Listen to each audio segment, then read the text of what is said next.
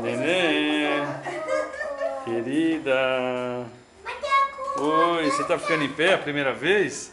Olha que linda. Mãe, é a segunda vez. Olha, vovô. Mãe, é a segunda vez. Ai, tchau, segura, senão você cai. Oi, querida. Vamos, Belilinha.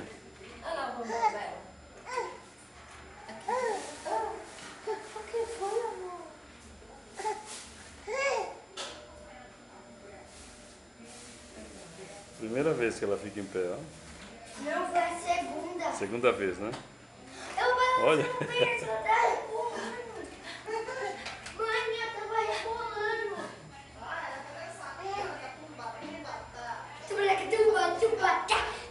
Tuba, tubatá. Tuba, tubatá. Tuba, tubatá. Tuba, tubatá. Fazer uma estrelinha. Tuba, tubatá. Tuba, tubatá.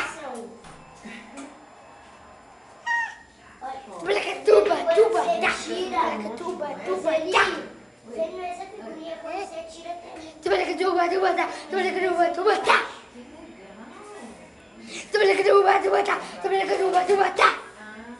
tem o esse?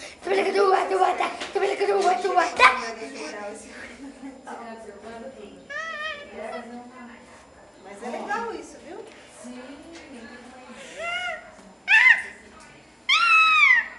Ele quer uma figurinha. Isso aqui funciona tanto. Ó, mãe, já peguei tudo. Você gosta do boneco aqui, ó. E o olho Ó, inteiro daí. rodando, todas as pedras. Filma aqui, vovô. Oi, querida. Quer uma dessa? Que lindo. Quer uma? Eu gostaria. Essa aqui, ó. Essa qualquer. Ai, que lindo. Mas Eu essa posso aqui escolher? Não dá porque já Posso escolher? pode. Então eu vou escolher um carro que é pra minha menina andar no Natal de carro. Aí Pode? você põe ele lá longe pra fingir que ela tá bem. Você caiu, Ficar querida. longe. Hein, meu amor? Aí. Assim, Roseli. Aqui, ó. Põe assim, ó. É, mas aí Você caiu, querida. Agora põe assim. Nossa, que criativo, vovô. Você tá perdendo aqui? Olha só. Muito legal. Ele pode estar longe. Dinheiro é seu. É sim, dá pra emergência as moedas. Quanta moeda? Eu vou querer um cofre desse também. Não, tem que fazer, Fazer mas esse ano. tem. Porque a tia ali, o alemão tá colocando tudo que é moeda de R$1 no forno. Só que ela enfia a lixa de unha lá e pega as moedas dele. Ah, nossa, ainda. Bela, eu vou deixar pra você.